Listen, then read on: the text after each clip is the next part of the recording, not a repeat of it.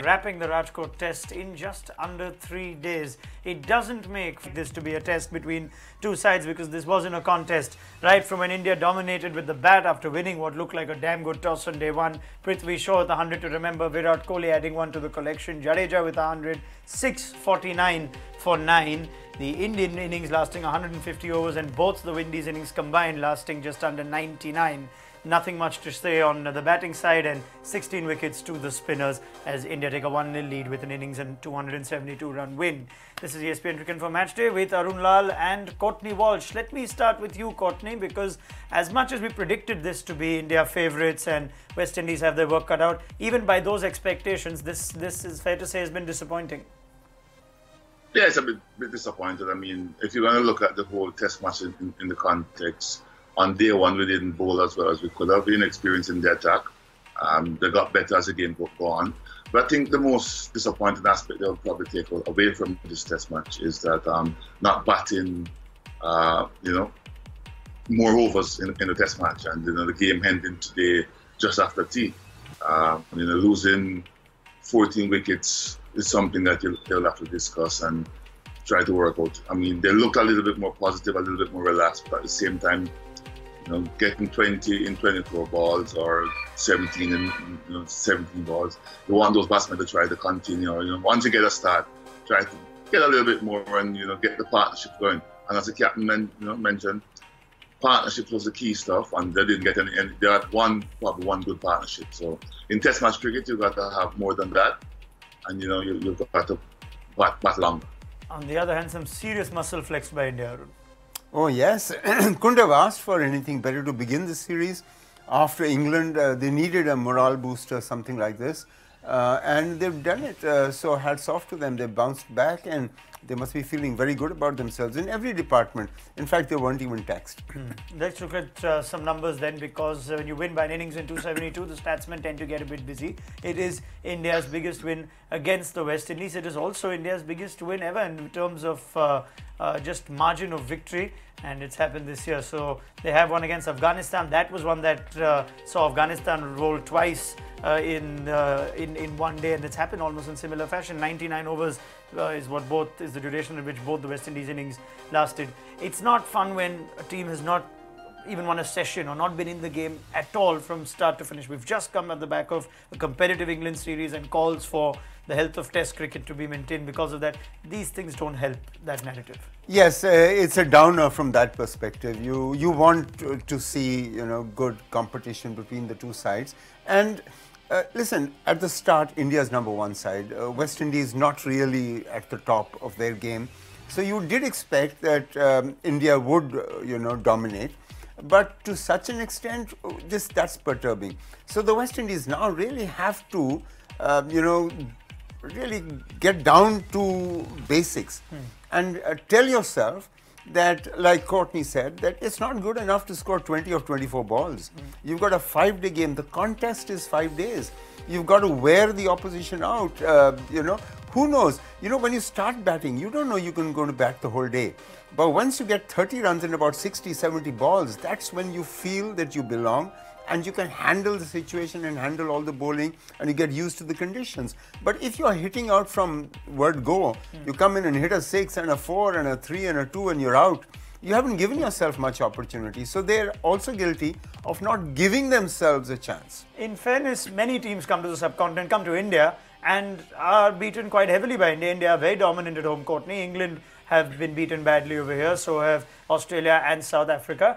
If we look at this performance just in isolation though, where have the West Indies been let down more? Is it just the ability to not bat long enough, or does that 650 still look very flattering in spite of the conditions being against the bowlers? The 650 is always going to look flattering. I mean, any team that bat first, you get in excess of 600, 650 runs. It's going to be a daunting task to look at. So we know that it's going to be a major challenge, and we know that the team is sort of without the captain and a young team, whatever. But as Arun said, what you want to do now is that you want to try and create something for yourself. And what we didn't see in the bowling was the consistency and stuff, right? And that was addressed. But when it's your time to bat now as a batsman, and because I don't think the wicket is that solid wicket where you should get bowled out in 2 days. It's just started to turn. you got to show something and put up a fight. So I don't think that we played as well as we should have, or batted as well as we could have with the ability that's in the team, and that is probably the disappointing part of it, because some of those young kids can bat, but maybe, as you say, in India, that stigma of not doing well, other teams not doing well in India probably played a bit with it. But hopefully after this test match, you could probably see a different approach. But still disappointed to see them not batting more overs. Sure. Yeah, with due respect to the West Indies, we knew this series would be something that India should win, and it was about individuals getting better, honing skills, finding some answers before Australia. New opening batsman's come on, 18 years old, gets a man of the match award. Test cricket's not that hard, Prithvi Shaw. Nothing is hard for him. He's got 100 in almost every format now on debut. So, it's great to see some young kid burst onto the scenes. It's so exciting. And he, to me, has got great ability of judging length and very quickly, because the way he cuts the ball, the way he drives, he's almost into position before. In fact, he gives the impression that he knows what's coming. So that is very heartening to see. And at the top of the order, and an aggressive opener after Virender Sehwag. If you have an aggressive opener, nothing like it is. Because, very quickly into the game, the opposition is into plan B and C. Before realizing it, the captain's running short of ideas if this kid is batting. So really wish him well. Although it's early times, it's been an easy wicket, easy start to Test cricket for him. And let's hope he, carries on in this fashion. I'm told 6th Indian to win a Man of the Match award on debut, so he's already finding himself in some nice little company. Other good individual honours, Kuldeep Yadav, who doesn't get a game often, vastly improved performance, second innings. Jadeja with the bat improving. So little things, little boxes being ticked as India try and answer a few questions before Australia. Oh yes, and a few questions there will be when you go to Australia. So this is a good thing that's happening. You need to feel good as a unit before you go into the big test. I keep saying it, at the expense of being repetitive, that it is about the mind and how the team is feeling. So before Australia, yes, this may not be the ideal preparation, but it certainly is a morale booster. All right, but let's remember there's one more test in this. West Indies could come back. This game is done and dusted now. If they can manage to get a result out of that one, then suddenly this series becomes very interesting. Let's look ahead to the second test in Hyderabad that starts on the 12th of October. Courtney, I think the Windies will be hoping that Jason Holder's fit and fine to return to this team. They'll be expecting Kemar Roach back. That should make some difference to this side. Well, that would make a big difference to the bowling unit for sure, and also Jason has been, pretty good with the bat as well. So, and as captain, that would be a big boy. He'll definitely get some experience there.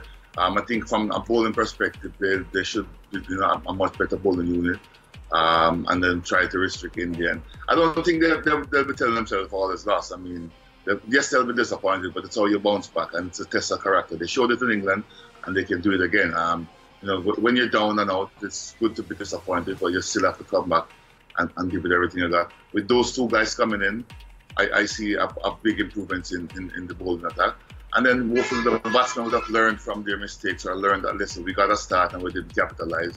Be honest, be hoping, and then, try to make amends and put something together that, everybody can be proud of. From an Indian point of view, now that the lead has been taken in this series, would you like to see someone else get a go? There was talk of perhaps taking, if you win the first test, then maybe you can have the luxury of, say, giving Mayank Agarwal a cap as well in the next one, or trying out Shardul Thakur.